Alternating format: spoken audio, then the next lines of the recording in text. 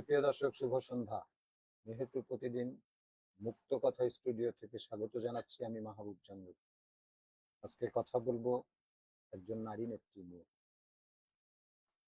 নারী নেত্রী দায়িত্ব পালন করছেন বাংলাদেশ জাতীয়তাবাদী মহিলা দলের মেহেরপুর জেলা শাখার সংগ্রামী সভাপতি সাইয়েদাতুন নেসা নয়ন, যিনি শিল্প ও সংস্কৃতি নিয়েও কাজ করেছেন দীর্ঘদিন, রাজনীতিতে আছেন। মেহেরপুরের রাজনীতিতে নারী নেতৃত্ব কতটা গতি পাচ্ছে, আর যদি গতি না পেয়ে থাকে কেনই বা পাচ্ছে না, সেগুলো নিয়ে কথা বলার ইচ্ছা আছে। আমাদের সাথেই থাকবেন সাইয়েদুন্নেসা নয়ন। আপনাকে স্বাগত জানাচ্ছি এই মেহেরপুর প্রতিদিন স্টুডিও থেকে। আসসালামু আলাইকুম। ধন্যবাদ আপনাকে আমাকে আমন্ত্রণ জানানোর জন্য মেয়ের প্রতিদিনের এই মুক্ত কথা মুক্ত অনুষ্ঠান, কথা অনুষ্ঠানে। আপনি আমার এই প্রথম অতিথি 7 বছরের এই প্রোগ্রামের। আপনি আপনাকে প্রথম পেয়েছি, এর জন্য আপনাকে অভিনন্দন জানাচ্ছি, কৃতজ্ঞতা জানাচ্ছি। আপনার সাথে আলোচনাটা যদি এইভাবে শুরু করি, আপনার রাজনৈতিক জীবন, আপনি খুব গুরুত্বপূর্ণ একটা দায়িত্ব পালন করছেন একটা বড় দলের, জাতীয়তাবাদী দলের মতো একটা প্ল্যাটফর্মে। বাংলাদেশ জাতীয়তাবাদী মহিলা দলের সভাপতিত্ব করছেন মেহেরপুর জেলা শাখার। এই রাজনীতিতে ঢুকলেন কবে? রাজনীতির শুরুটা যদি আপনি বলেন। আসলে এটা বলতে গেলে পরে বেশ কিছুটা পিছনে যেতে হবে জি। আমাকে। আমার বড় ভাই আহ, প্রয়াত আব্দুল বাতেন, এস এম আব্দুল বাতেন, উনি নিউরিলি কলেজে ছিলেন রাজশাহীতে। আর ভাইয়া প্রথমত ছাত্রদলের প্রভিপি ছিলেন। তো আমার সেই ক্ষেত্রে রাজনীতি ভাইয়ার কাছ থেকে, মানে ভাইয়ার স্লোগান দেয়া দেখে আমার সেই সময় ভাইয়াকে আমি একটু অনুকরণ করতাম, এবং ভাইয়া যেভাবে স্লোগান দিত আমিও ওইভাবে স্লোগান দেওয়ার চেষ্টা করতাম বাসাতে। বিভিন্ন রাজনৈতিক নেতারা আমাদের বাসায় আসতেন ভাইয়ার সাথে, প্রয়াত নাদিম মোস্তফা, তারপরে এখনো রাজশাহীতে আছে তপু ভাই, ওনারা আমার বাসায় যেতেন। ভাইয়াদেরকে দেখতাম স্বেচ্ছায় রক্তদান কর্মসূচি এবং ছাত্রদলের বিভিন্ন মানে অনুষ্ঠান আমাকে অনুপ্রাণিত করতো ভালো ভালো কাজগুলো, বন্যার্তদের পাশে দাঁড়ানো, বিভিন্ন দুর্যোগে সবার পাশে দাঁড়ানো, এগুলো দেখে দেখে তখন মনে হতো ইস আমিও যদি এরকম কিছু করতে পারতাম। তখন তো আমি ছোট। একটা সময় আসলো যে রাজনীতিতে ভাইয়া যখন মোটামুটি এস্টাবলিশড, সেই সময় আমার কাছে আমার বাবার তো বদলির চাকরি, জি। আমরা চলে আসলাম রাজশাহী থেকে হুম। মেহেরপুরে। মেহেরপুরে আসার পরে মেহেরপুরের আমার পড়ালেখার পাশাপাশি যখন আমি কলেজে উঠলাম, আমার কিছু বন্ধু বান্ধব ছিল যারা রাজনীতির সাথে সম্পৃক্ত ছিল। আচ্ছা। তার মধ্যে উল্লেখযোগ্য নাম হচ্ছে আফরোজ। হুম। মেহেরপুরের অনেকেই চেনে। আফরোজ, নিয়ন, হিজবুল, রুমি, এদের সাথে আমরা একসাথে পড়ালেখা করেছি। তো সেই ক্ষেত্রে ওদের সাথে আমার চলাচল, রাজীব ছিল আমাদের সাথে। তো চলাচলটা যেহেতু আমিও ওই একই দলের সাথে, ওরাও একই দলের সাথে, বন্ধুত্বটা অনেক নিবিড় হয়ে যায়। হুম। ওদের মধ্যে আমি বান্ধবী যেন একাই হয়ে গেলাম, বন্ধু অনেকগুলো আমার। তো সেই জায়গা থেকে আমার সাথে তার সাথে আহ অনেক আহ নিবিড় একটা সম্পর্ক তৈরি হলো, এবং ওদেরকেও দেখতাম। ওরা সেই সময় আফরোজ একটা ছাত্রদলের একটা কমিটিতে সে যাচ্ছে, সেই সময় থেকে পথ চলা। তারপরে আমার বিয়ে হয়ে যায়। বিয়ে হয়ে যাওয়ার পরে আমার শ্বশুরবাড়ির যে পরিবার, ওইখানে গিয়ে দেখলাম আমার শ্বশুরও জাতীয়তাবাদী আদর্শ ধারণ করেন, এবং উনি এটাকেই, এবং যার সাথে বিয়ে হয়েছে উনিও সেই একই আদর্শেরই মানুষ। আচ্ছা। সেজন্য আমার পথ চলাটা অতটা বাধাপ্রাপ্ত হয়নি। হুম। হুম। তারপরে মেহেরপুরের নারী নেতৃত্ব ওইভাবে আসলে ছিল না। আমিও একটু সংসার নিয়ে ব্যস্ততায় চলে গেলাম, বাচ্চা কাচ্চা হইল। আহ মেহেরপুর মহিলা দল গঠন করার পরে ভাইস চেয়ারম্যান যিনি ছিলেন সেই সময়, মানে উনি মূলত একটা প্রোগ্রামে আমাদেরকে ডেকে নিয়ে গিয়ে, যেহেতু আমরা ছিলাম ছাত্র রাজনীতির সাথে, উনি আমাকে ডেকে নিয়ে গিয়ে বললেন যে তুমি অনেকদিন তো ছাত্র দলে ছিলা, ওইভাবে না এসে তুমি এখন আমাদের সাথে মহিলা দল করো। আচ্ছা। তো সেই সময় উনি আমাকে একটা কমিটিতে বললেন যে হচ্ছে আহ, তুমি আমাদের সাথে পৌর মহিলা দলের সহসভাপতি হিসাবে এখানে থাকো। ওই সময় তো আসলে ইলেক্টেড ওইরকম একটা বিষয় ছিল না, সিলেকশনেই হতো। ওইখানে মানে আমি শুনেছি যে আমি ওইখানে ছিলাম, এইভাবেই চলা, পথ চলা। তারপরে আহ, আমাদের নতুন করে 13 বছর এই কমিটিটা স্টে করে। তারপরে 13 বছর পরে যখন নতুন কমিটি হবে, কর্মী সভার আয়োজন করা হলো, আবার আমার ডাক পড়লো। এবং এই সময় আমি আসলে নিজেও জানতাম না যে আমাকে এত বড় দায়িত্বে থাকতে হবে।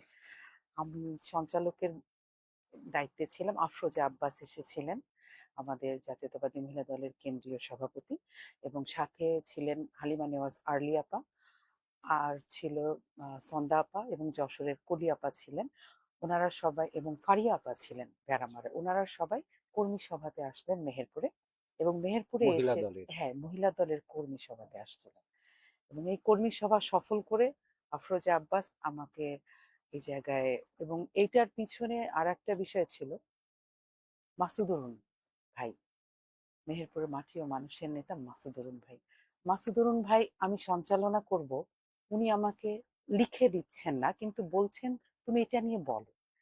যখন বলতে বলছে, আমি যখন লিখছি বলছি, আমাকে বলছে এইভাবে নয়, তুমি এইভাবে বলো, এই শব্দটাকে একটু জোর দাও, এই শব্দটা একটু আস্তে বলো। হুম।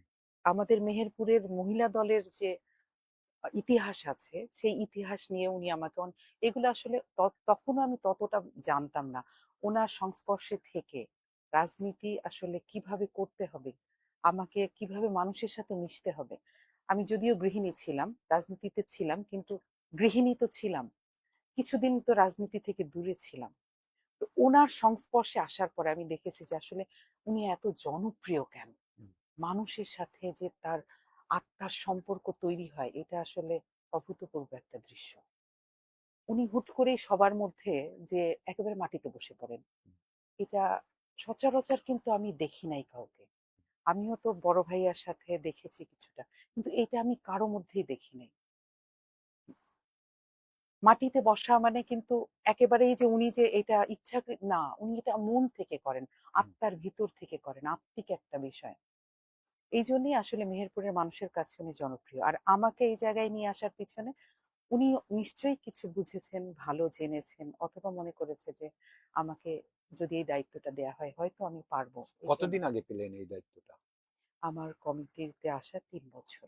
3 বছর। জি, তিন এর আগে বছর কি পৌর কমিটির সহ সভাপতি হ্যাঁ, দায়িত্ব পালন করেছেন? সহসভাপতি। হ্যাঁ, তারপরে সরাসরি জেলা কমিটির হ্যাঁ, সভাপতি। জেলা কমিটির এখন সভাপতি। তো ধরেন 3টা উপজেলা, জি, সদর উপজেলা দিয়ে জি। এই জেলাতে এত বড় একটা দায়িত্ব পালন করছেন, সংসার ঠেকাচ্ছেন। সাংগঠনিক অবস্থা নিয়ে যদি একটু বলেন যে গাংনীতে কি অবস্থা, মুজিবনগরে কি অবস্থা, সদরে কি অবস্থা? দীর্ঘদিন একটা লড়াই সংগ্রাম করেছেন গত রেজিমে। সেই লড়াই সংগ্রামের পরবর্তী সময়ে যে এখন যে অবস্থা সাংগঠনিক, কিভাবে ব্যাখ্যা করবেন? আহ, 17 বছরের পরের যে সময়টা, আসলে 5 আগস্টের পরের যে সময়টা, এই সময়টা কিছুটা দিন সবাই একটু আনন্দে ভেসেছে। হুম। তারপরে হঠাৎ করেই, যেহেতু সামনে নির্বাচনের জন্য নতুন করে আবার ঢেলে সবকিছু গুছিয়ে নেওয়া এবং নির্বাচনে কাজ করার জন্য যে পরিকল্পনা করা, সেই পরিকল্পনা মাফিক এগিয়ে যাচ্ছে। মূলত আহ, আমি একেবারে তৃণমূল পর্যায়ে চলে গিয়েছি, প্রত্যেকটা ইউনিয়নের ওয়ার্ড কমিটি সহ করেছি, যেন আমার কোনো, মানে আমি এখনো সদর থানার কমিটি ঘোষণা করি নাই, কারণ হচ্ছে আমার ওয়ার্ড কমিটি এখনো একটা ইউনিয়ন বাকি আছে। সেই ইউনিয়নের ওয়ার্ড কমিটি না হওয়া পর্যন্ত আমি এই কমিটিটা দিতে পারছি না, কারণ একটাই, ইউনিয়ন যখন শক্তিশালী হবে, আমার বড় কমিটি যেটা হবে সেটা এমনিতেই মানে সুন্দরভাবে হয়ে যাবে। গাংনীর 9টা ওয়ার্ডেই কি আপনার হ্যাঁ, গাংনীতে হয়ে গেছে, গাংনীর পৌরসভা মোটামুটি কমপ্লিট। পৌরসভা 9টা হ্যাঁ, ওয়ার্ডেই কমিটি আছে? 9টা ওয়ার্ড না, পৌরসভার 4টা ওয়ার্ড হয়েছে। 4টা ওয়ার্ড হ্যাঁ, হয়েছে, আর সমস্ত ইউনিয়ন হ্যাঁ, 9টা ইউনিয়ন, ইউনিয়ন। হ্যাঁ, ইউনিয়ন হয়ে গেছে। মুজিবনগর। মুজিবনগরটাই বরং একটু পিছিয়ে, একেবারে প্রান্তিক অঞ্চল, তো হুম। ওইখান থেকে মহিলা নেতৃত্ব নিয়ে আসা আমার জন্য একটু সংগ্রামী করতে হচ্ছে। আচ্ছা। আমি তবুও চেষ্টা করে যাচ্ছি, আশা করি সফল হব। আর সদরে? সদর অনেক এগিয়ে। সদর সদর অনেক এগিয়ে আছে। সদর অনেক এগিয়ে আছে। সেক্রেটারি কে দায়িত্ব পালন করছেন মহিলা দলের? সেক্রেটারি আছেন, বিগত 13 বছরে যিনি ছিলেন উনি আছেন, উনি হচ্ছে গাংনীর লায়লা আরজুমান্দ বানু, উনি ভাইস চেয়ারম্যান ছিলেন।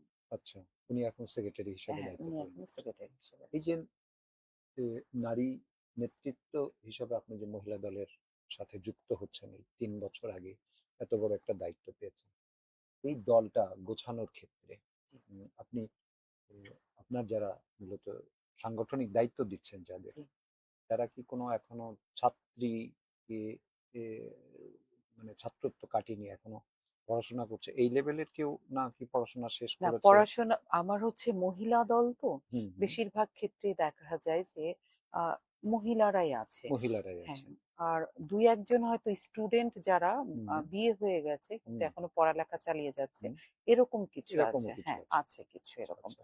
তবে একেবারেই যারা কলেজে পড়ে বা অনার্স পড়ছে এরকম, হুম এদেরকে আমি সব মানে সরাসরি বলি যে মহিলা দলে না, তোমাদের জন্য ছাত্র দল আছে। হুম হুম। কারণ তুমি যদি আমার সাথে মহিলা দলে থাকো, ওইখানে আরেকজন মহিলা বঞ্চিত হচ্ছে। বঞ্চিত হচ্ছে। তুমি বরং ছাত্র দলে চলে যাও, হুম। মহিলাটার আসনটা ছেড়ে দাও, সে এখানে আসুক। এই আমাদের এই সোসাইটিতে নারী নেতৃত্বকে অনেক ক্ষেত্রেই অনেক চ্যালেঞ্জ মোকাবেলা করতে হয়।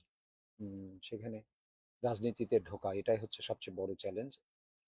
রাজনীতিতে ঢোকার পরে আবার নেতৃত্ব পাওয়া, নেতৃত্ব নেওয়া বা নেতৃত্ব দেওয়া, এটা একটা বড় চ্যালেঞ্জ। কিভাবে মোকাবেলা করেন এটা?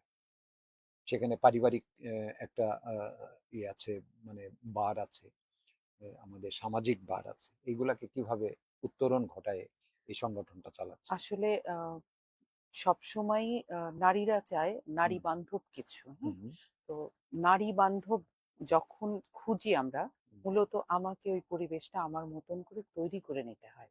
রাইট। যেখানে আমি থাকবো, এটা আমার জায়গা, আমি আমার মতো করে তৈরি করে নেব। কচ্ছপের যেমন শেল থাকে, নারীর ওরকম শেল তৈরি করে নিতে হয়। হুম। এই শেলটা যদি কোনো নারী তৈরি করতে না পারে, তাহলে আমি মনে করব সে নারী আসলে কখনোই কোথাও সফলতা অর্জন করতে পারবে না। আমার শেলটা আমাকে তৈরি করে নিতে হবে। এই শেলটা হবে মানুষের সাথে মিশে, মানব বান্ধব একটা জায়গা। যে হঠাৎ করেই এটা যে আমি পেয়ে যাব বা আমাকেই দেবে, এরকম কিছু নয়। এই যে আমাদের সেই ইচ্ছাও তো থাকতে হবে। হ্যাঁ, আপনার অবশ্যই। যেমন একটা ইচ্ছে ছিল, আপনি আপনার ভাইকে দেখে যেমন রাজনীতিতে হাতেখড়ি, ঠিক তেমনি কি আসলে এখানে যাদেরকে নিয়ে আপনি কাজ করছেন, বিভিন্ন ইউনিটে যাদেরকে দায়িত্ব দিয়েছেন, তারা কি আসলে মন থেকে এটাকে নিয়ে কাজটা করতে পারছে কিনা, বা সেই ধরনের পরিবেশ আসলে আপনি করে দিতে পেরেছেন কিনা, বা তারা এটাতে যে পরিবেশটা আছে সেটাতে সন্তুষ্ট কিনা? আমার সাথে যারা রয়েছে তারা হুম আসলে অনেকেই আছে দীর্ঘদিনের পথ তাদের রাজনীতিক চলা। হুম তার মধ্যে সাবেক আমজুপি ইউনিয়নের ইউপি সদস্য ফাহিমা আপা আছেন। হুম উনি আমার সাংগঠনিক সম্পাদক। হুম। উনি যেহেতু তো আমার মেয়ে। ইউনিটের দায়িত্ব পালন করছেন বাংলাদেশ জাতীয়তাবাদী দল, মহিলা মহিলা দলের। আপনি তো নীতি নির্ধারণী পর্যায়েরও প্রতিনিধিত্ব করছেন। জেলা কমিটি যখন বলছে, আপনি তো পদাধিকার বলে নিশ্চয়ই জেলা কমিটিরও সদস্য। আহ, মানে জাতীয়তাবাদী দল, আপনি একটা ইউনিটের প্রধান হিসাবে ডেফিনেটলি সেখানে তো আপনার উপস্থিতি আছে। এখন মেহেরপুরের রাজনীতিতে রিসেন্টলি একটা মানে বিভাজন হয়েছে। সেই বিভাজনের জায়গা থেকে বর্তমান যে কমিটি আছে, এই কমিটির কোনো কিছুতেই আমাকে বলা হয় না, আচ্ছা। ডাকা হয় না। এবং তারা আসলে আমাকে আদৌ রেখেছে কিনা কমিটিতে, কারণ আমি কমিটির কোনো পেপারস এখনো দেখি নাই যে কমিটি অনুমোদন হয়েছে, এরকম কোনো পেপারস এখন পর্যন্ত সোশ্যাল মিডিয়াতেও কোথাও দেখি নাই বা আমার কাছেও আসে নাই। কিন্তু আমরা জানি পদাধিকার বলে, যেহেতু আমি একটি অঙ্গ সংগঠনের জেলার দায়িত্বে আছি প্রধান হিসাবে, সেই জায়গাটা থেকে আমার তো ন্যূনতম সদস্য আপনার এই পদ কমিটি থাকা তিন উচিত। বছর আগের। জি, 3 বছর। এখন আপনি যার কথা বলছেন ফেব্রুয়ারি। তারা কি আসলে এই কমিটিটাকে ওন করে কিনা? আহ এটা তো সেন্ট্রাল থেকে যতদিন পর্যন্ত আমাকে কিছু না বলছে, ততদিন আচ্ছা তো আমার কমিটি চলছে। আচ্ছা। ফেব্রুয়ারি মাস আসলে পরে আমার কমিটির বয়স একদম পূর্ণ তাহলে 3 বছর হবে। আচ্ছা, তাহলে বর্তমান জেলা কমিটি, বিএনপির জেলা কমিটি আপনাকে কোনো ইনফর্ম করেন না? না, আমাকে কোনো কিছুতেই আমাকে কোনো রকম কোনো কিছুই জানানো হয় না। আপনার নেতৃত্বাধীন এই সংগঠনের অপরাপর যে সমস্ত ইউনিটের নেতৃবৃন্দ আছেন, জি। ইউনিয়নের বা পৌরসভার বা উপজেলার, তারা কি আসলে সেখানে যান? আমার সাথে যারা, মানে এটা ওই যে বললাম এই যে কমিটিতে যারা হ্যাঁ, আছে? এই কমিটিতে যারা আছেন তারা কিছু ওইখানে গিয়েছে একজন একজন মানে ১০১ জনের কমিটি আমার, তার আচ্ছা, মধ্যে থেকে আমার মেহেরপুরে থাকে, মেহেরপুর সদরে থাকে, তাদের মধ্যে থেকে একজন হচ্ছে ওইখানে আছে, আর গাংনীর কিছু অংশ ওইখানে আছে। ওখানে আছে। হ্যাঁ, ওইখানে আছে। তাছাড়া সব আপনার সাথেই আছে। তাছাড়া আমার সাথেই আছে। আচ্ছা। তো এই যে আপনাদের যে রাজনৈতিক দ্বিধাবিভক্তি, সাংগঠনিক সাংগঠনিক এই দ্বিধাবিভক্তিটাকে আপনি কিভাবে দেখেন? আসলে এটাকে আমি পজিটিভলি দেখছি বর্তমান পরিস্থিতিতে। আচ্ছা। কারণ এটাতে তৃণমূল হচ্ছে সংগঠিত হয়েছে। হুম, আমি যেটা বলব। কারণ হুম, আমরাও চেষ্টা করছি, তারাও চেষ্টা করছে যেন হুম, তৃণমূল অনেক বেশি সুসংগঠিত হয়। হুম, এখন আমাদের তো যেহেতু নির্বাচন সামনে, ভোট আমাদের যে প্রতীক, হুম, ধানের শীষ। হুম, সবাই তো ধানের শীষটাই বলছি। হুম। তো সেক্ষেত্রে তো ধানের শীষেরই জয় জয়কার চলছে সব জায়গায়। তারাও ধানের শীষ বলছে, আমিও ধানের শীষ বলছি। তো ধানের শীষ তো ধানের শীষ। সেক্ষেত্রে তৃণমূলটা আমার মনে হয় যে অনেক বেশি এটা পরিপক্কতা পেয়েছে হুম, আমার ধারণা। তবে যেটা হয়েছে কিছু কাদা ছোড়াছুড়িও করেছে তারা। হুম। আমি যে বলছিলাম যে মাসুদুর রহমানের কাছ থেকে শেখা, আমি নিজের কথাতেই বলি, আমি একটা কথা একদিনকে বলতে গিয়েছি, উনি হাত তুলে আমাকে বলেছে, এগুলো না আলোচনা করা যাবে না, ওরা যা বলছে বলুক, তুমি কিছু বলবা না, তাহলে তোমার সাথে আর তাদের সাথে তো পার্থক্য থাকবে না, ওরা বলছে বলুক। আপনি এটাকে পজিটিভলি দেখছেন। অবশ্যই পজিটিভলি আচ্ছা, দেখছি। এতে যদি বলি যে সাম্প্রতিক সময়ে যে অভ্যুত্থানটা হলো গত রেজিমের বিরুদ্ধে, ২৪-এর যে অভ্যুত্থান, এই গণ অভ্যুত্থানে নারীদের একটা বড় ধরনের অংশগ্রহণ ছিল, তাই না? এত কিছুর পরেও এই নারী নেতৃত্বগুলা, বিশেষ করে মফস্বল জেলাগুলাতে, আমাদের মেহেরপুর সেই অর্থে আরো পশ্চাৎপদ এলাকা। সেই অর্থে যদি বলি, বিশেষ করে নারী রাজনীতির ক্ষেত্রে এখান থেকে উত্তরণের উপায়টা কি? সেখানে তো আমরা দেখলাম যে নারীদের অনেক বড় রোল ছিল এই ২৪-এর অভ্যুত্থানে। মেহেরপুরেও নারী নেতৃত্বের জায়গা থেকে যদি উত্তরণের পথ খুঁজি, হুম, আসলে মেহেরপুর তো কিছুটা পিছিয়ে আছে। হুম, আমাদের এখানে এখনো মেয়েদের ১১ বছরেই বিয়ে দেয়া হয়। আচ্ছা, তাহলে আমরা কতটা পিছিয়ে আছি সেটা বুঝতে হবে। বাল্যবিবাহ নিয়ে আমি একটু সরব হয়েছি। আমি আইন শৃঙ্খলা কমিটির যে মিটিং হয়েছে, এই মিটিংয়েও আমি বলেছি, বাল্যবিবাহ ঠেকাইতে গেলে আসলে শুধু আমরা স্কুল, কলেজ বা যেখানেই বলি না হুম, কেন এটাতে আমাদের কথা বলে আমরা এটা ঠেকাইতে পারছি না। আমাদের হুম, মূল কাজটা হবে যারা বিয়ে দিচ্ছে তাদেরকেও একটু বলতে হবে যে হুম, আপনারা এই কাজটা আর করেন না। সাথে, সাথে মা-বাবাকেও উদ্বুদ্ধ করতে হবে যে আগে যেমন একটা স্লোগান ছিল, "কুড়িতেই বুড়ি নয়, ২০-এর আগে বিয়ে নয়।" হুম, তো ওই স্লোগানটার চাইতে আমার মনে হয় যে এটা স্লোগান না দিয়ে আমরা সবার কাছে যাই। গিয়ে একটু বুঝাই। মেহেরপুরে ডিভোর্সের সংখ্যা অনেক বেশি। হুম, বাল্যবিবাহ সংখ্যাও যেমন বেশি, হুম, ডিভোর্সের সংখ্যাও বেশি। তা আমরা যদি চেষ্টা করি সেক্ষেত্রে হুম, নারী নেতৃত্ব, ওই যে বললাম যে বাল্যবিবাহ ঠেকাতে পারছি না। নারী হুম, নেতৃত্ব তৈরি করব কি করে? হুম। একটা মেয়ের ১১ বছরে বিয়ে হয়ে যাচ্ছে। চেষ্টা করতেছি, তারপরেও আছে আমাদের সাথে অনেকেই। আরো একটা বিষয় হচ্ছে মেহেরপুরে নারী শিক্ষাগত দিক থেকে শিক্ষার মানটা আমার মনে হয় আমরা অনেক পিছিয়ে গেছি। বিগত করোনাকালীন সময়ে বাল্যবিবাহটাও বেড়েছে, শিক্ষার দিক থেকেও আমরা পিছিয়েছি। এই ক্ষেত্রে আমরা যদি একটু এগিয়ে আসি শিক্ষার মান উন্নয়নে এবং বাল্যবিবাহ প্রতিরোধে, আমরা আশা করি নারী নেতৃত্ব তৈরিতেও আমরা অনেক এগিয়ে যাব। ইয়েতে এ, রাজনীতির কর্মসূচি তো আছেই। ধরেন কেন্দ্রের কর্মসূচিগুলা আহ, মূল দলের সাথে হয়তো আপনারা পালন করছেন, বা আপনাদের মহিলা দলের ইন্ডিভিজুয়াল যদি কোনো কর্মসূচি কেন্দ্র থেকে হ্যাঁ, ঘোষণা হ্যাঁ, করে সেগুলো আপনারা ইয়ে করছেন, কর্মসূচিটা পালন হ্যাঁ, করছেন। অবশ্যই করব। এছাড়া জনবান্ধবমূলক কি কি কর্মসূচি আসলে আপনার নেতৃত্বে এতে করেন, যেগুলো রাজনীতির বাইরেই স্থানীয়ভাবে মেহেরপুরের, যেমন আপনি বলছেন যে বাল্যবিবাহ মেহেরপুরের কিন্তু একটা বড় ধরনের ব্যাধি। এই ব্যাধি থেকে উত্তরণের উপায়, এইটা নিয়ে মহিলা দল থেকে কি আসলে তেমন কোনো কর্মসূচি আছে কিনা, বা শিক্ষা বান্ধব বা স্বাস্থ্য বান্ধব সে ধরনের কোনো জনবান্ধব কর্মসূচি মহিলা হ্যাঁ, দল থেকে আপনি? আমরা মহিলা দল থেকে চেষ্টা করতেছি আমার ইউপি সদস্য যারা আছেন হুম, তাদেরকে আমি মানে নিজেই বলেছি, তারা তো নিজেরা নিজ উদ্যোগে তো করে, তারপরেও আমি বলেছি একদম মানে কোনোভাবেই যেন আপনার এলাকায় আমি শুনি না যে আপনার এলাকায় বাল্যবিবাহ হয়েছে। হুম তো হুম কিছুদিন আগে শ্যামপুর ইউনিয়ন, নবগঠিত শ্যামপুর ইউনিয়নের 4-5-6 যে ইউপি সদস্য আছে, হুম সোনিয়া আক্তার সামিনা, ওনার বাড়ির এলাকায় একটা বাল্যবিবাহ উনি এমন ভাবে পাহারা দিয়েছে যে ওনারা বিয়ে ওইখানে দিতে পারে না। ওনারা কি করেছে, ছেলে আর মেয়েকে হাইসের মধ্যে তুলে নিয়ে বিয়ে হাইসের মধ্যে পড়াইছে। হুম। এইটা কি করে ঠেকাবো বলেন? এটা তো আমরা পারছি না মাইক্রোতে কোনোভাবে। তুলে নিয়ে গেছে। মাইক্রোতে তুলে নিয়ে মাইক্রোতে ঘুরছে ফিরছে, ওর মধ্যে বিয়ে হচ্ছে। হুম। এটা তো আমরা ঠেকাইতে পারি না।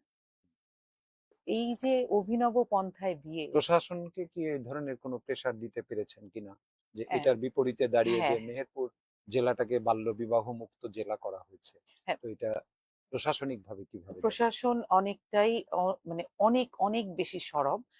হুম, সদর থানার যে টিয়ানো মহোদয় আছেন, উনি তো মানে ওনাকে ফোন করলে রাত 2টোর সময় উনি হাজির হয়ে যায়। হুম, আমাকে এমনও বলেছে, অনেকেই বলেছে যে আপা আমরা ফোন করলেই এসে একদম সাথে সাথে মোবাইল কোর্ট হাজির করে ওই জায়গা থেকে। মাঝে মনে হয় একটা সাজাও হয়েছে হুম, বাল্যবিবাহের জন্য। আচ্ছা, তো এরকম দুই একটা সাজা দিলে পরে আমার মনে হয় কমে যাবে। কমে যাবে। আচ্ছা, মেহেরপুরে এই যে সমস্ত জনপ্রতিনিধিত্ব করছেন যে সমস্ত নারীরা, সেই জনপ্রতিনিধিত্বকারী নারীরা সবাই সংরক্ষিত আসনগুলা থেকেই করছেন, কিন্তু মেন স্ট্রিমে আপনাদের যেমন ধরেন চেয়ারম্যান ইলেকশন করতে খুব বেশি দেখা যায় না, সরাসরি একটা পুরুষের সাথে প্রতিযোগিতা করা। অথচ আমরা দেখি যে 50% ভোট তো আসলে নারীদের, 52%। 52% বলাই যায়, বেশি। জি। এই যে 52% যে ভোট নারীদের, সেই ক্ষেত্রে জনপ্রতিনিধি হিসাবে নারীদের এই প্রতিদ্বন্দ্বিতা থেকে কেন পিছিয়ে আছে তারা? এটা আসলে সার্বিক একটা বিষয় হয়ে হুম, দাঁড়িয়েছে। আ মানে সেই শুরুটা বলে না যে আগের হাল যেদিক যায় পাছের হালও সেদিকে যায়। হুম, তা আমাদের যেন সেরকম হয়ে গেছে। আমরা দেখে আসতেছি নারী মানেই সংরক্ষিত আসন। হুম, এইজন্য আমাদের আসলে চিন্তাধারা বদলাইতে হবে। আমরা যদি একটু চিন্তাধারাটা বদলাই, আমার মনে হয় আমরা পারব। তবে মেহেরপুরে আপনি জানেন কিনা আমি জানি না। মেহেরপুর পৌরসভার একটা ইলেকশনে ৯ নাম্বার ওয়ার্ডে একটা মেয়ে সরাসরি ইলেকশন করেছিল। হুম, এবং সে কিন্তু আমার দলের। আচ্ছা, তো সেই জায়গাটা থেকে বলবো যে সে যখন ইলেকশন করেছে এবং সে কিন্তু খুব কম ভোটও পায় নাই, বেশ কিছু ভোট পেয়েছিল, সে না জিতুক কিন্তু সে কিন্তু সাহস করে দাঁড়িয়েছে। তো এরকম সাহসী মেয়ে যদি আমি পাই অবশ্যই তাকে আমি বলবো যে আপনি একাই ওই জায়গায় নির্বাচন করেন। এই জায়গাতেই যদি আপনাকে বলি, জনপ্রতিনিধি হওয়ার ইচ্ছা কি নয়নের আছে তেমন ভবিষ্যতে? এটা আসলে জনপ্রতিনিধিত্ব, আমি যেহেতু একটা দলের আছি, হুম, আমি একটা দলীয় পরিচয়ে আছি, এটা সম্পূর্ণই দলীয় সিদ্ধান্ত। এখানে আমার কোনো সিদ্ধান্ত থাকে না। আমি ইচ্ছা পোষণ করতেই পারি, হুম। কিন্তু দল যা বলবে দলেরটাই আমাকে শুনতে হবে। আমি দলের বাইরে একটুও কাজ করব না। তাহলে সেক্ষেত্রে আমাদের নির্বাচনী যে নির্বাচন কমিশনের যে আরপিও, জি। তো সেখানে তো আসলে নির্দিষ্ট একটা 30% নারীর তো উপস্থিতি সেখানে থাকতেই হবে। তাহলে আপনাদের এত বড় রাজনৈতিক দল, সেই রাজনৈতিক দলের একটা ইউনিট প্রধান আপনি, তাহলে দল কেন ভাবছে না? তাহলে কি দল আপনার দল এখানেও কি আসলে পুরুষতান্ত্রিক একটা ভাবনা না, থেকে না, দল ভাবছেন? ভাবছে না তা নয়। আপনি হয়তো জেনে থাকবেন, আমাদের কেন্দ্রীয় যে সভাপতি আফরোজা আব্বাস উনি কিন্তু সরাসরি নির্বাচন করবেন। হুম, তার মানে আমাদের দলও কিন্তু সরাসরি নির্বাচনের কথা নারীদেরকে নিয়ে চিন্তা হুম, করছে। এবং 30% যে কথা বলা হয়েছে, সেক্ষেত্রে বলা হয়েছে, আমি আরেকটু যোগ করি, আমি ডেমোক্রেসি ইন্টারন্যাশনালের অধীনে রাজনৈতিক ফেলোশিপ কমপ্লিট করেছি। তো আমাদের ওইখানে নারী নেতৃত্ব নিয়েই একটা সেশন ছিল। হুম, যেটা নারী নেতৃত্বকে কিভাবে আমরা কেন সংরক্ষিত আসনেই সীমাবদ্ধ থাকবো? হুম, আমরা কেন সরাসরি নির্বাচন করব না? আমাদের সরাসরি নির্বাচনে সরাসরি চেয়ারম্যান হয়েছেন যিনি, যশোরের হচ্ছে ঝিকরগাছার এক আপা আছেন। হুম, হুম। উনি কিন্তু সরাসরি চেয়ারম্যান ইলেকশন করেছেন। এরকম আরো বেশ কয়েকজন আছে। তো সেইটা মেহেরপুরে নেই হয়তো। মেহেরপুরে একজন নির্বাচিত হয় নাই কিন্তু ইলেকশন তিনি করেছেন। তো সেরকম হয়তো হবে এখন। যেহেতু বিগত ১৭ বছর তো আমরা ইলেকশনে যেতেই পারি নাই। আমাদের ইলেকশনটা তো ওই সময় ওইভাবে আমরা মানে আগাইতেই দেয়া হয়নি। আমরা যে ১৭ বছর আ ভোট কেউ দিতে পেরেছে নিজের ভোটটা মানে সুন্দরভাবে গিয়ে ভোট। সেটা তো 17 বছরের না হয় ভাবনাতে আপনি বলতেই পারেন, কিন্তু জাতীয়তাবাদী দল তো আর এই 17 না, বছরকে ঘিরে না? জাতীয়তাবাদীরা ওই যে বললাম যে এখন তো তারা ঢেলে সাজিয়েছে, হুম, চিন্তা করতেছে যেহেতু আহ, বলা হচ্ছে যে আমাদের কেন্দ্রের আফরোজা ভাবি যেহেতু হুম, করবেন, হুম। নিশ্চয়ই এরকম অনেকেই আছে করবেন, আমরাও শুনতেছি, এখনো আমরা সরাসরি বলতে পারছি না। নমিনেশন যখন দেয়া হবে তখন হয়তো দেখা যাবে। না, সেটা তো এমপি ক্যান্ডিডেট হয়তো ইয়ে দেয়, কিন্তু অন্যান্য উইংস তো আছে, হ্যাঁ, অন্যান্য, উপজেলা আছে, হ্যাঁ, ইউনিয়ন উপজেলা, পরিষদ আছে, উপজেলা জেলা পরিষদ আছে, যখন একেবারেই পৌরসভা আছে। হবে নির্বাচন, যখন এগুলো পর্যায়ক্রমে যখন নির্বাচন হুম। হবে, আমার মনে হয় এবার এরকম নারী নেতৃত্ব পর্যায়ের সংরক্ষিত আসনের পাশাপাশি সরাসরি নির্বাচনে তা আমি অংশগ্রহণ এই করবেন। কারণে আপনাকে বলছি, এই কারণেই আপনি অলমোস্ট একটা জেলার দায়িত্বে আছেন, জি। তাই না? তাহলে তো আপনার সেই আকাঙ্ক্ষা তো যে থাকতে হবে। আপনি যেটা বলছেন যে নারীদেরকে রাজনীতি করতে হলে তার আকাঙ্ক্ষার জায়গাটাকে আগে থাকতে হ্যাঁ, হবে, তাই নয় অবশ্যই, কি? হ্যাঁ। তাহলে আপনার এই যে যতগুলো উপজেলা, জেলা পরিষদ বা পৌরসভা, তাই না? জি।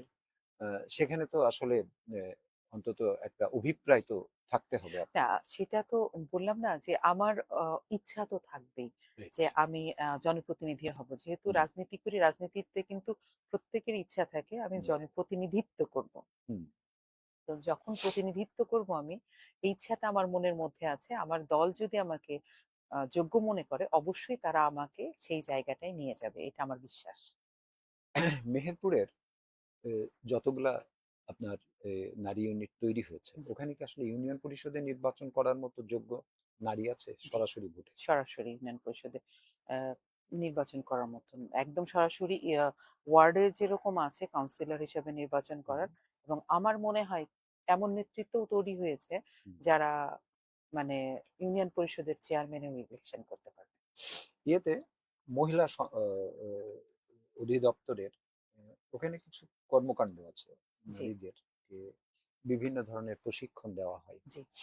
সমাজ সেবাতে আছে, জি। মহিলা অধিদপ্তরে আছে, জাতীয় এটা মহিলা সংস্থাতে জাতীয় আছে মহিলা সংস্থা এবং আছে, টিটিসিতে আছে। টিটিসিতেও আছে।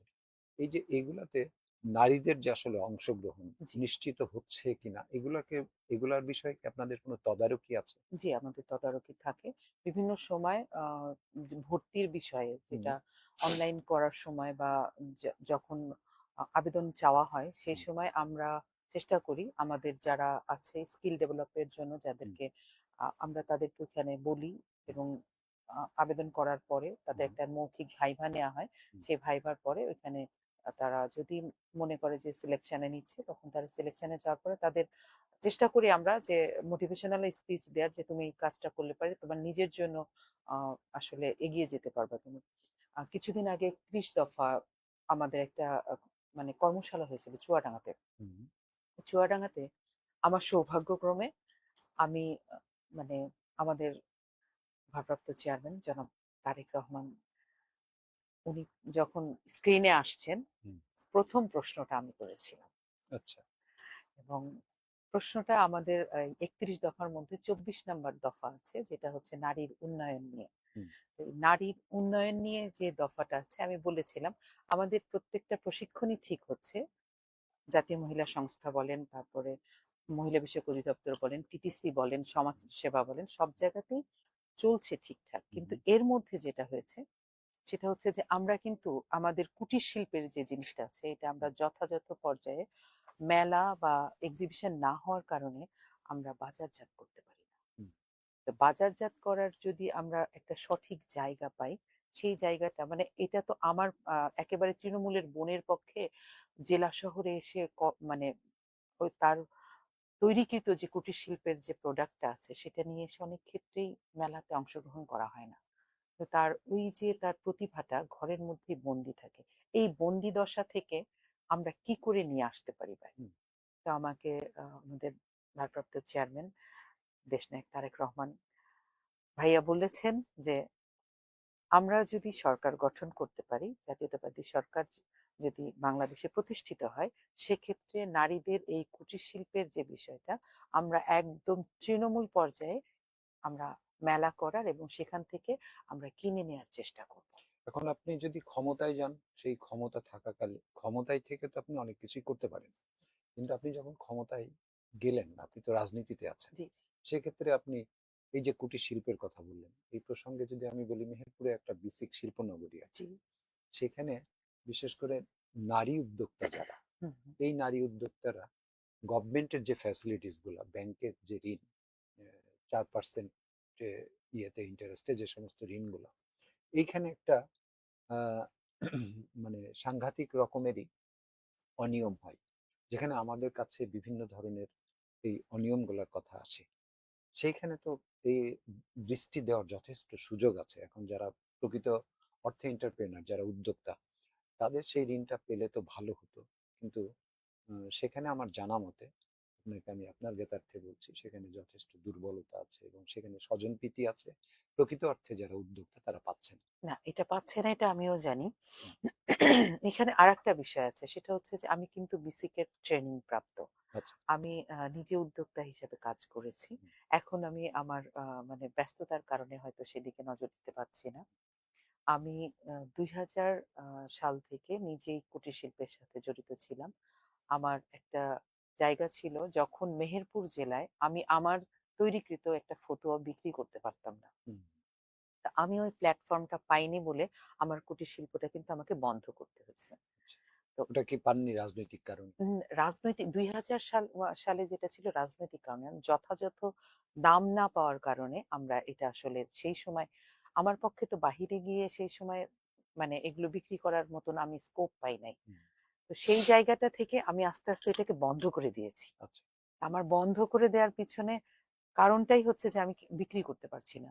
তারপরেও যারা জানতো যে আমি কাজ করাই, আমার একটা মানে ছোট্ট একটা কারখানা ছিল। হুম, আমি ব্লক, বাটিক, আ কুরুশ কাটার কাজ, হুম, তারপরে হচ্ছে অনেক কাজই করতাম।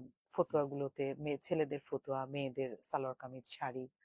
তো সেই জায়গাটা বন্ধ করে দিয়েছি এবং এই ক্ষেত্রেই বলছি যে যদি কেউ এই জায়গাটা শক্ত হয়, যেমন ঋত্বিকের কথা আপনি বলছেন, একেবারেই তৃণমূল পর্যায়ে। আমি যদি নাজিরা কোনার কথা চিন্তা করি, নাজিরা কোনার একটা মেয়ে খুব সুন্দর, যে আমরা খড় বলি না, হুম, হুম, সে খড় দিয়ে সে হচ্ছে ঝুড়ি বানাইতে পারে। আচ্ছা। এই ঝুড়িটা বিক্রি করার জন্য সে যথাযথ জায়গাটা পাচ্ছে না। আচ্ছা। সেই জায়গাটা না পাওয়ার কারণে ওই যে ঝুড়িটা তৈরি করছে সে নিজের ব্যবহারের জন্য। Right. এখন ওইটা আমি যখন দেখছি এটা এত সুন্দর, আমি যখন তাকে বলছি যে এটা যদি আমি কিনে নিতে চাই, বলছে, আপা আমরা তো বিক্রি করতে পারি না। তৈরি করতে যতটা সময় লাগে সেটা তো আছে, আমরা যথাযথ দামও পাই না, জায়গাটা কোথায় কিনবে কে? প্রতিভাটাকে সেল করা যাচ্ছে না, না। এটা আমরা ওইখান থেকে এই জন্যেই আমাকে মানে আমাদের ভাইস চেয়ারম্যান যিনি ভারপ্রাপ্ত চেয়ারম্যান যিনি তারেক রহমান, উনি বলেছেন অবশ্যই বোন আমরা চেষ্টা করব তৃণমূল হুম, পর্যায়ের সেই বোনের জিনিসটা জেলা পর্যায়ে নিয়ে আসার। আচ্ছা। একটু ভিন্ন প্রসঙ্গে যাই। সাংগঠনিকভাবে আমরা দেখি আপনাদের বর্তমান সময়ে যে সমস্ত ক্রিয়াশীল রাজনৈতিক দলগুলো আছে, তাদের মধ্যে জামাত ইসলাম একটা অন্যতম সংগঠন। জামাত ইসলামের নারীরা যে পদ্ধতিতে তাদের সাংগঠনিক কর্মকাণ্ড পরিচালনা করে, এ, নারী নেতৃত্বটা সম্পূর্ণরূপে তারা এই উঠান বৈঠকের মাধ্যমে ডোর টু ডোর যায়। এটাকে আপনি কিভাবে দেখেন, বা তার পাল্টা কর্মসূচি হিসাবে আপনি নারীদেরকে কিভাবে কোঅর্ডিনেট করেন, কিভাবে এই নেতৃত্বটা দিচ্ছেন, ওই নেতৃত্বটাকে আপনি কিভাবে দেখছেন, ওই সাংগঠনিক কর্মকাণ্ডটাকে? তাদের সাংগঠনিক কর্মকাণ্ড, তাদের দলীয় যেভাবে তাদেরকে আগে থেকেই, এটা পুরনো থেকেই আছে, অনেক আগে অনেক থেকেই আগে থেকে আছে। তাদের যে বৈঠকটা করছে এই বৈঠকটা তারা করেই আসছে। হুম, কিন্তু ওনাদের যে মানে বিষয়টা, আমি রিসেন্টলি একটা ঘটনা বলি। আমি একটা বৈঠক চলছে, আমিও ডোর টু ডোর যাই। আচ্ছা। এটা আমি আবার একটু মানে আমার প্রচারটা কম করা হয়। হুম, আমি মেহেরপুরেরই ৪ নম্বর ওয়ার্ডে গিয়েছি। ওইখানে বৈঠক চলছে। ওনারা ৭ জন ছিলেন। ৩ জন হচ্ছে চেয়ারে বসা আছেন হুম, আর ৪ জন সামনে বসে আছেন। আমি গিয়ে সালাম দিয়েছি, আসসালামু আলাইকুম। হুম, ওনারা কিন্তু আমাকে উত্তর দেন নাই। কারণ আমি ভিন্ন মতের, হুম, ভিন্ন ধারার রাজনীতি করি। হুম, এইজন্য ওনারা আমার সালামের উত্তরটাও দেন নাই। আচ্ছা। আমি ওইখানে থেকে কিছুক্ষণ দাঁড়িয়ে থেকে ওনাদের কথা শুনলাম। ওনারা হাদিসের ব্যাখ্যা দিচ্ছে, বলতেছে। আমি যতক্ষণ দাঁড়িয়েছিলাম ওনারা কোনো কথা বলেন নাই, চুপ করেছিলেন। তারপর আমি দেখলাম যে ওনারা আমাকে আমাকে দেখে বিব্রত বোধ করতেছে। আমি এখান থেকে সরে আসি এবং আপাদের আমার সাথে যারা ছিল তাদেরকে আমি বললাম যে আপা, ওনারা আমাদেরকে দেখে বিব্রত হচ্ছে কিন্তু আমরা কিন্তু তাদেরকে দেখে বিব্রত নই। আমরা তাদের কাছে চলে যেতে চাই কিন্তু তারাই আমাদেরকে দূরে রাখতে চাচ্ছে। ধর্মীয় মতাদর্শ থেকে আমরা সবাই ইসলাম ধর্মের অনুসারী, আমরা মুসলিম। সেই জায়গা থেকে আমরাও চেষ্টা করি নীতি নৈতিকতার বিষয়টাকে সামনে আনার। এবং উঠান বৈঠক যেটা বলছেন, আমি আমার ১-৫ নাম্বার ওয়ার্ডেই ৫টা উঠান বৈঠক করেছি। এছাড়াও আমি শ্যামপুর ইউনিয়নে আমার উঠান বৈঠক হয়েছে আরো ৫টা। ৪ নাম্বার ওয়ার্ডে আমার ৩টা উঠান বৈঠক হয়েছে। আবার এদিক থেকে আমদা ইউনিয়নে উঠান বৈঠক করতেছি। উঠান বৈঠক আমারও চলমান। তাদের যে বৈঠক, তাদের বৈঠকটা ঘরের মধ্যে, আমারটা উঠানেই হয়। আমি উঠোনেই বসি, মা বোনদেরকে সাথে করে নিয়ে উঠোনে বসি। উঠোনে বসে আমার দলের যে নীতি নির্ধারণের যে কথা এবং শহীদ প্রেসিডেন্ট জিয়াউর রহমানের আদর্শের যে রাজনীতি আমরা করছি, উনি নারীদের কল্যাণে কি কি করেছেন, নারী উন্নয়নের জন্য কি কি করেছেন, তার রাষ্ট্র পরিচালনার যে ধারাবাহিকতা ছিল সেটা, এবং মহিলা বিষয়ক অধিদপ্তর তার করা, মহিলা বিষয়ক যে আহ, মন্ত্রিত্ব মন্ত্রী পরিষদ তার আমলেই করা, এগুলোই আমরা আলোচনা করি এবং বলি।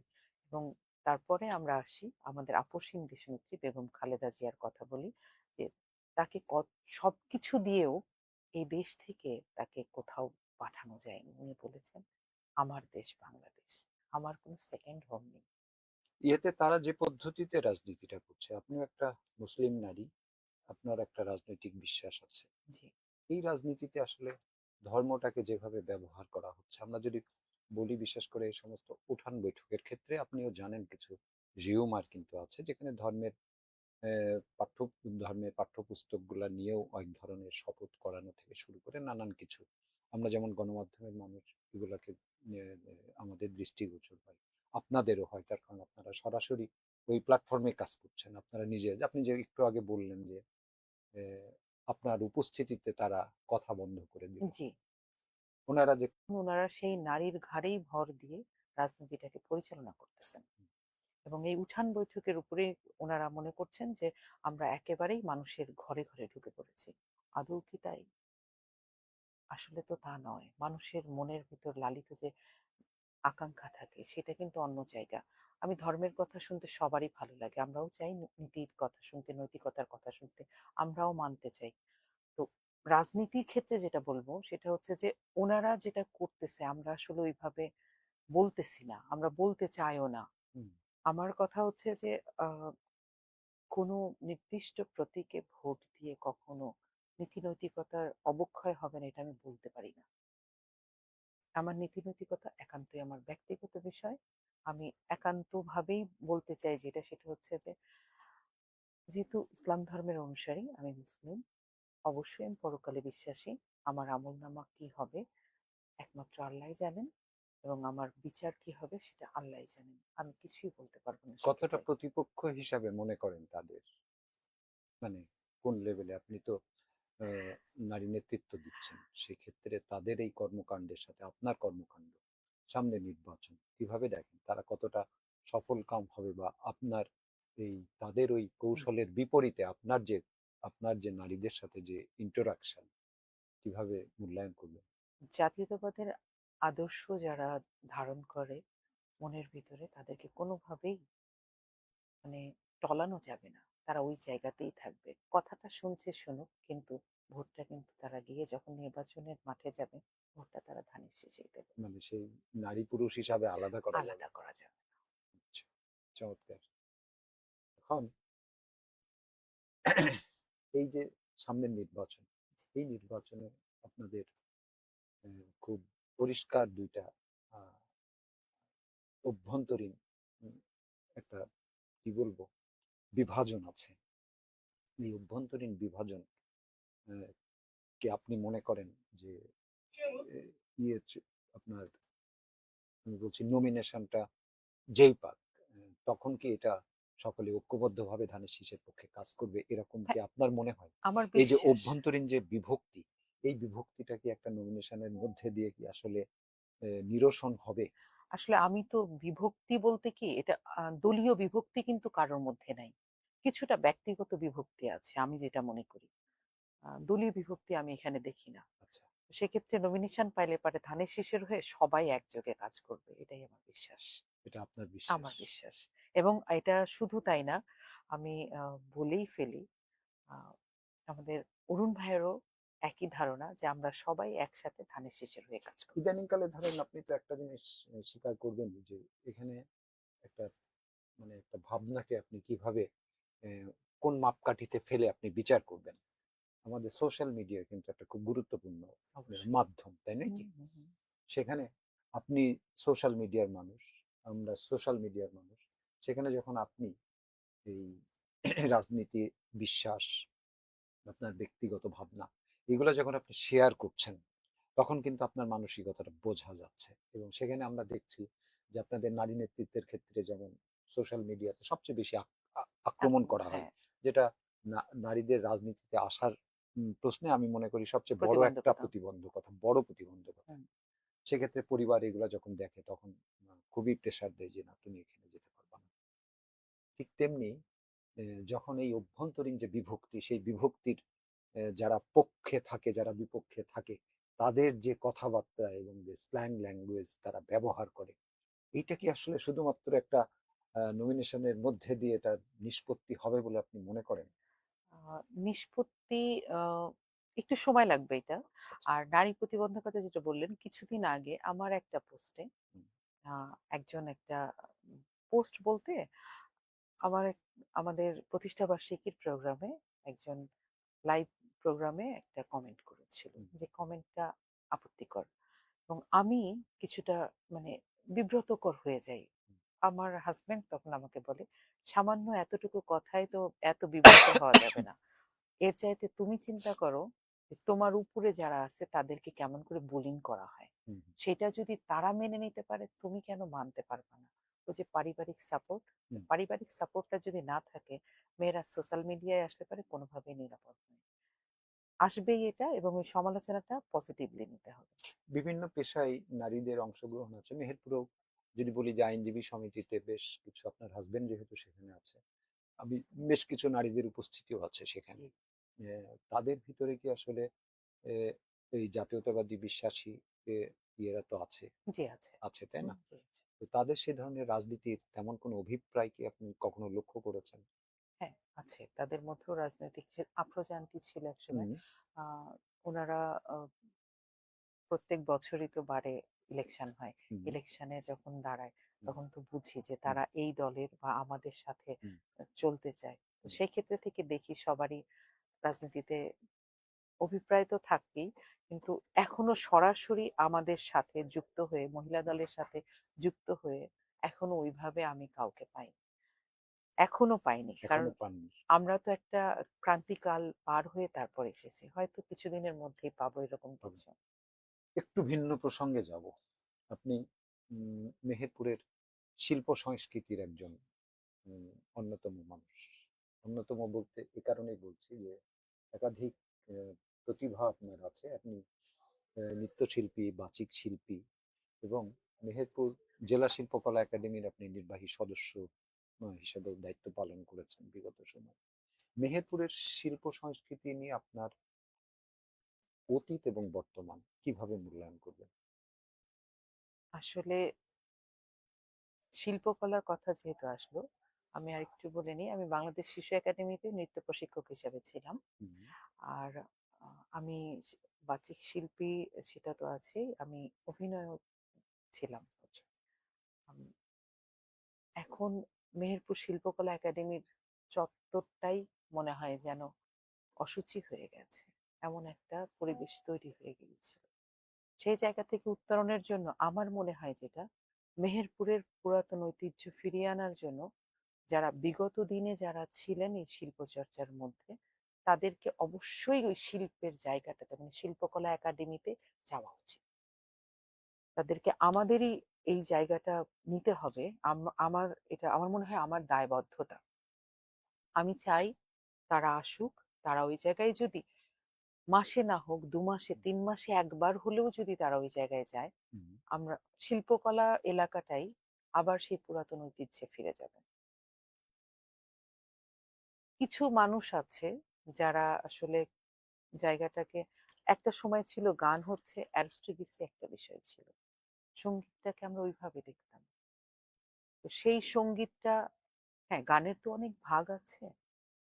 একেবারেই তৃণমূল পর্যায়ের মানুষের কাছেও সঙ্গীত আছে, সেটাকে আলাদা করব না বা করব না, কিন্তু চর্চার জায়গাটা যে জায়গা থেকেই হোক না কেন একটা আভিজাত্যের বিষয় ছিল, সেই আভিজাত্যটা আমরা হারিয়ে ফেলেছি।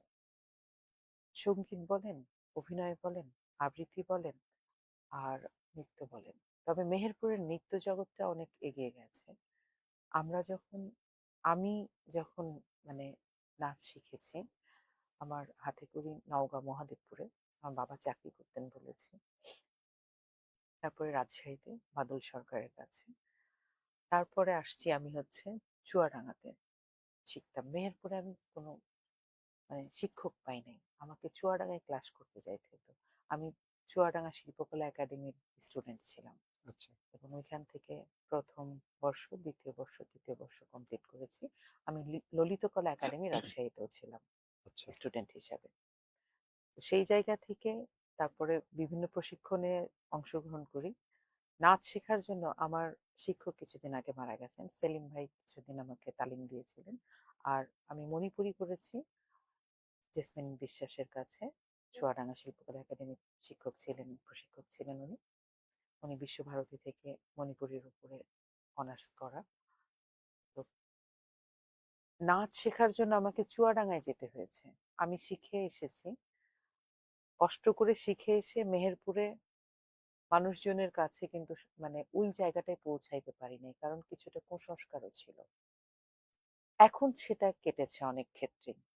তো মেহেরপুরে স্থানীয় মানুষ যাওয়ার চাইতে যারা বাইরে থেকে আসে তাদের বাচ্চারাই বেশি নাচ করে, এবং মেহেরপুরের নাচের অঙ্গনটা এখন বলা যায় অনেকটাই পরিশীলিত, অনেকটাই একটা ভালো পজিশনে গিয়েছে। আর অভিনয়ের জায়গাটা মেহেরপুর বরাবরই পিছিয়ে গেছে অনেক ক্ষেত্রেই, সেই জায়গাটা থেকে আমরা বের হতে পারছি না। আর যে বললাম গানের জায়গাটা থেকে, গানের সেই চর্চাটা শিল্পকলায় আর নেই। আমরা যেমন আগে একসাথে বসতাম, আমাদের সাথে থাকতেন ইরানি আপা, ডাবলু স্যার ছিলেন, মারা গেছেন, জমু চাচা ছিলেন, সেন্টু ভাই থাকতেন আমাদের সাথে তালযন্ত্রে, আমার হাজবেন্ড থাকতো। তো সেই গানগুলো, যে কালজয়ী গানের অনুষ্ঠান রাত্রেবেলা একটা প্রোগ্রামই হতো, সেইটা আর হচ্ছে না। কারণ কি? কারণ হচ্ছে ওই যে জায়গাটা, আমাদের নিজেদের দায়বদ্ধতা, আমরা ওই জায়গাটায় যেতে পারছি না। পলিটিসাইজ। হ্যাঁ, তো যখন যে আসে তখন তো পলিটিসাইজ, মানে তাদের নেতৃত্বেই থাকে। হ্যাঁ, তাদের নেতৃত্ব থাকে, কিন্তু ওই যে 17 বছর তো একজনই ছিল, সেই একজনের জায়গা থেকে আমরা যাবো কেন ঠিক আছে, করে? তারা যখন 17 বছর আর থাকবে না তখন তো অন্যজন থাকবে। আমরা বিগত সময় দেখেছি। আমার প্রশ্ন হচ্ছে যে এই যে পুরাতন যারা, আপনি যাদের নাম বললেন, এই তাদের চলে যাওয়ার পর আহ, পিছনে পাইপলাইনে তো সেই ধরনের কোনো শিল্পী তৈরি হচ্ছে না কোনো মাধ্যমে, সেটা বাচিক শিল্পী হোক, নৃত্যশিল্পী হোক, বা সঙ্গীত হ্যাঁ, শিল্পী হোক, তৈরি হয় নাই, অভিনয় শিল্পী। তৈরি হয় নাই এটা বলাটা ভুল, তৈরি হয়েছে কিন্তু আমরা ধরে রাখতে পারি নাই। সেটার গুণগত মান নিয়েও তো প্রশ্ন আছে। হ্যাঁ, গুণগত মান নিয়েও প্রশ্ন আছে। তবে বাচিক শিল্পী যদি বলতে চান, হুম, সেই ক্ষেত্রে বলবো মেহেরপুরের বাচিক যে শিল্পী যারা আছে, হুম, যারা চেষ্টা করে, তারা কিন্তু অনেক এগিয়ে। আচ্ছা, এবং মেহেরপুরেরই অনেকজন জাতীয় শিশু কিশোর প্রতিযোগিতায় স্বর্ণপদকও পেয়েছে। আচ্ছা। শুধুমাত্র শিল্পকলার দোষ দিয়ে তো লাভ নাই। না, সাথে শিল্পকলা একটা সরকারি উইংস, তাই না? হ্যাঁ উইংস, সেখানে যে সরকার থাকে তাদের পারপাস তাদের সার্ভ হ্যাঁ করে, তাই না? পারপাস লাভ এটা করে। যে গভর্নমেন্ট থাকে সে তখনই হুম, আমরা হুম, হুম। দেখেছি।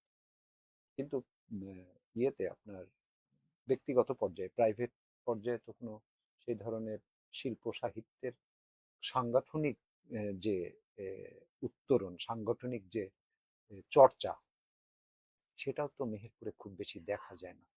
আগে যেমন ছিল, একটা সংগঠন তৈরি হতো, হুম, একটা ক্লাব তৈরি হতো, সেই হুম, ক্লাবের অধীনে সংস্কৃতির চর্চাটা ছিল। রাইট। আমরা এই ক্লাবটাকে ভুলে গেছি। আমরা আসলে সোশ্যালাইজেশন বলতে মোবাইলের মধ্যে ডুবে গেছি। আমাদের এই মুঠোফোনই আমাদেরকে এখান থেকে এখান দূরে থেকে রেখে, বিমুখ করেছে। হ্যাঁ একেবারে বিমুখ করে ফেলেছে। আমরা এখন কি করি, কারাকো ছেড়ে দিয়ে আমরা নিজেরা গলা দিয়ে শিল্পী হয়ে যাচ্ছি। আসলে তো তা না, এগুলো গুরুমুখী বিদ্যা। গুরু না হলে পারে কখনোই গানে আগানো যাবে না। গুরু ধরতে হবে, আমাকে গানের অ আ ক খ শিখতে হবে, তারপরে না আমি গানটা গাবো। এটা কি আসলে এই আমাদের টেকনোলজি হ্যাঁ, একটা অন্যতম কারণ। অন্যতম কারণ। এটার আসলে অপব্যবহারটা অন্যতম কারণ। হুম, এটা অন্যতম কারণ বলা যাবে না। এটা হচ্ছে ব্যবহার করছি কিভাবে হুম, সেইটা দেখতে হবে। এটা তো যদি আমি ভালোভাবে ব্যবহার করতাম তাহলে অবশ্যই অনেক সমৃদ্ধ হইতো। হুম। আমি ভালোভাবে ব্যবহার করছি না বলেই আমি সমৃদ্ধ হতে পারছি না।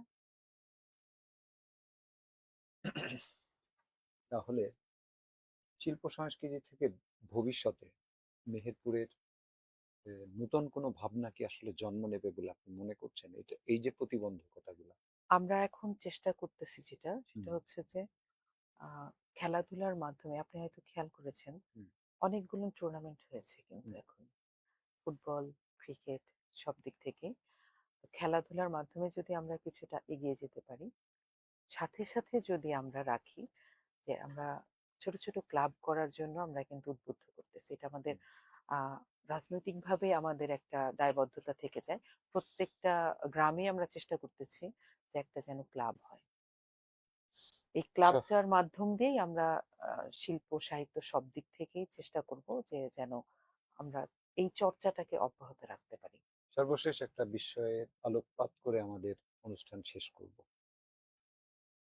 সংসার করছেন, রাজনীতি করছেন, সংসার যেমন ঠেকাচ্ছেন, রাজনীতিক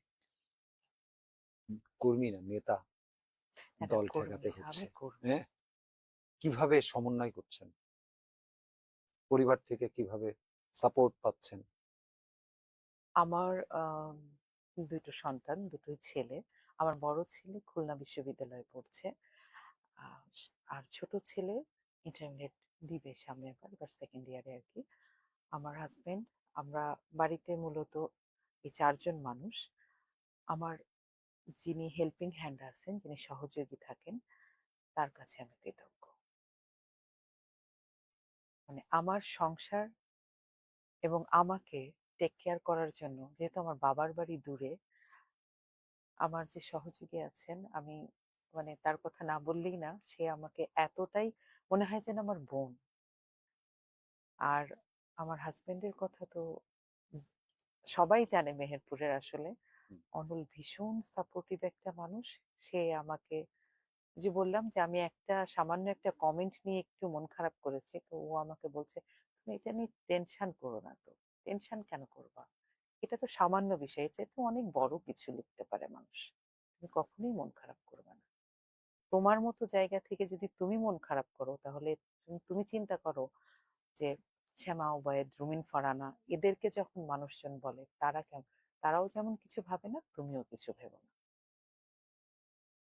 তো এই যে সাপোর্টের বিষয়টা, আর আমার সন্তান, আমি আজকে আপনার এখানে এসেছি, আমার ছোট ছেলে কিন্তু আমার সাথে এসেছে। পরিবার একটা বড় সাপোর্ট। আর আমার দেবর আছে, যা আছে যারা, তারাও আমাকে অনেক, অনেক সহযোগিতা করে। আমার যেহেতু আমি রেখে চলে আসি, হুম। দেখাশোনাটা তারাও করে সাথে, সাথে। ওইটাও সাপোর্ট। সাথে আমার সাথে যারা রাজনৈতিক আমার যারা সহযোদ্ধা আছেন, আমার মহিলা দলের যারা সদস্য আছেন এবং আমার সাথে যারা সবসময় চলাফেরা করেন, তাদের জায়গাটা বলি, তারাও আমাকে অনেক সাপোর্ট করে। আমার আমি কোথাও যাব, আমি যদি বলি যে, "আপা আমাকে একটু এই জায়গায় যেতে হবে।" "আপা আমি আসবো? আপনি একা যাবেন? আমি আসি?" এই যে সহযোগিতা, এটাও কিন্তু অনেক বড় এটা সহযোগিতা। অনেক বড়, অবশ্যই। সর্বশেষ যদি বলি যে মেহেরপুরের আহ, সেটা জাতীয়তাবাদী ছাত্র দল হোক বা মহিলা দল হোক, নারীদের আগমনের যে প্রতিবন্ধকতা আমরা কিছুটা আলোচনা করলাম, এর মধ্যে থেকে আহ, এই নারীদের আসলে রাজনীতিতে আসা, এটার ব্যাপারে যদি আপনার কোনো বক্তব্য থাকে তাদের উদ্দেশ্যে কি বলবেন? আমি মূলত যখন ১ম দেখি, আমি এত বড় কেন্দ্রীয় নেতৃত্ব যখন মেহেরপুরে হুম, আসে, আমি উনাদেরকে দেখে অনুপ্রাণিত হয়েছিলাম। হুম, নারী নেতৃত্ব আমার কাছে এসেছে, আমার একেবারেই দোরগোড়ায় চলে এসেছে। হুম। তো এই যে একটা বিষয় যে ঢাকা থেকে মেহেরপুরে আসছে তারা শুধুমাত্র মানে কর্মী সভার জন্য। এটা একটা অনুপ্রেরণার বিষয়। তা আমার মনে হয় যে আমাকে যখন কেউ দেখবে, আমি যদি কারো অনুপ্রেরণার এতটুকু অংশ হতে পারি, আমি ওইখানেই সফল। তাকে নিয়ে যে অনুষ্ঠান করছি এই অনুষ্ঠান অনেকেই দেখছেন, বিভিন্ন মন্তব্য করেছেন। তার মধ্যে অনেকেই আছেন এখানে, নামগুলো সবারই নাম বলছি না, সবাই আপনার জন্য শুভ কামনা করেছেন। সেক্ষেত্রে এই মেহেরপুর প্রতিদিন মুক্ত কথা অনুষ্ঠানে আপনাকে ভবিষ্যতে হয়তো আবারও ডাকবো। আপনি অতিথি হিসাবে আসবেন। আজকের মতো অনুষ্ঠান এখানে শেষ করতে হচ্ছে, সময় শেষ। ভালো থাকবেন। ধন্যবাদ মেহেরপুর প্রতিদিনকে, মুক্ত কথাকে, এবং ধন্যবাদ মেহেরপুরবাসীকে।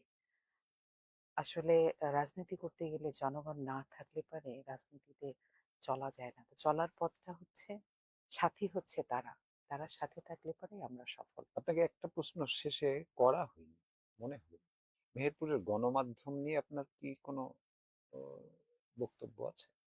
কেমন দেখেন মেহেরপুরের গণমাধ্যমকে?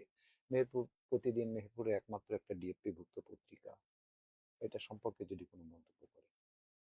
মেহেরপুরের মেহেরপুর প্রতিদিন যেটা, সেখানে সম্পাদক হিসেবে মনে হয় আমারই ফ্রেন্ড আছে। হুম।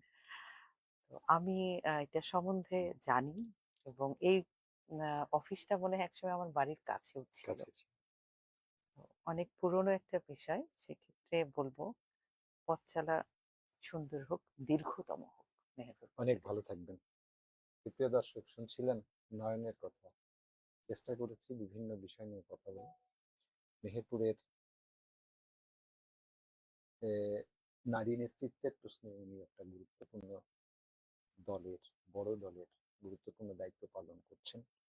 আমরা চেষ্টা করছি রাজনীতিতে যারা ক্রিয়াশীল আছেন, বিশেষ করে নারী নেতৃত্ব, তাদেরকে আমাদের স্টুডিওতে নিয়ে এসে কিছু কথা বলে। তারই ধারাবাহিকতায় নয়ন এসেছিলেন আজকে। ভবিষ্যতে নতুন কোনো অতিথি নিয়ে আসবো আপনাদের উদ্দেশ্যে। ভালো থাকবেন ততক্ষণ। শুভরাত্রি।